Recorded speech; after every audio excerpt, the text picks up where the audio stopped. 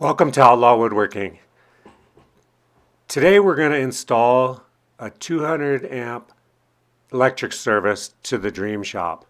Now how I did this was I used my excavator and I took the big roll and I tied it to my truck bumper way up on the hill and I rolled this wire out. I then taped a ground wire, a separate ground wire to this line. I then installed, I then, I wanted it to be in conduit. You don't have to, but I wanted it to be in conduit. So I have a 2.5-inch conduit and I basically put this conduit over the whole wire. I then, once I got the conduit all done, which was actually a real pain in the ass because this thing's 300 feet long and you got to put all this conduit on top of it. I put 6 inches of sand in the bottom of this trench. This trench is 3 feet deep, and then I put 6 inches of sand on the bottom. I installed the conduit and the wire. I then had my electrician friend come over and help me hook up to the pedestal, and then also put in my panel down here on the garage or the shop. And there you can see the Dream Shop down there, and you can see how far away this electric line is from the pedestal. And basically I'm going down the center of this road. There's a water line on the right and a gas line on the left, so we had to be careful of those. And you can see the whole line right here. It's a shot from the drone following me. You see a couple big rocks that we pulled out of there. There was a tree limb right there holding it up off the ground, so I basically got that taken care of. This was a long run. 300, I think it's 320 feet. And right there on the corner of the garage is where I'm going to mount the panel. And right there you can see the big roll of wire that I basically just hooked up to the excavator and let it spool off all the way down here and then put it in conduit. Here you can see the panel all hooked up temporarily at the shop.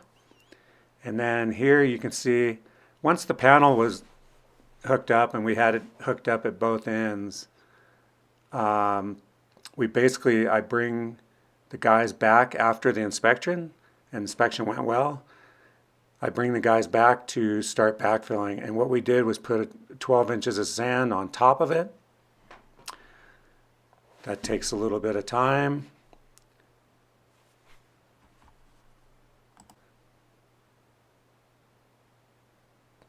Right off the bat, you can see these guys do a really good job. And I actually had to hire these guys because this line is going right down the middle of the street. I wasn't able to do the excavation work myself because you needed to be bonded, and I didn't want to bother to do that. And these guys did a really good job.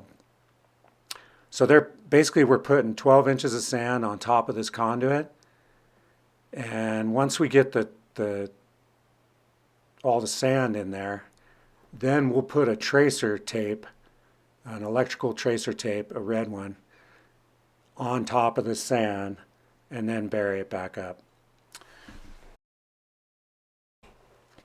And the tracer tape, basically, you want that on there because if someone were to dig in the street, that gives them an opportunity not to hit that conduit. So they'll dig down, all of a sudden they'll hit that tape and be able to avoid hitting the conduit.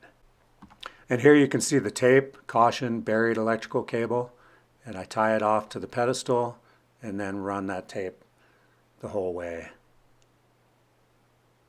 And that's really an important piece of this because it really keeps people from, when you're digging, usually you'll hit something above the pipe first and be able to notice it. And there you can see it all the way down. And that's pretty much it. And we'll backfill this thing.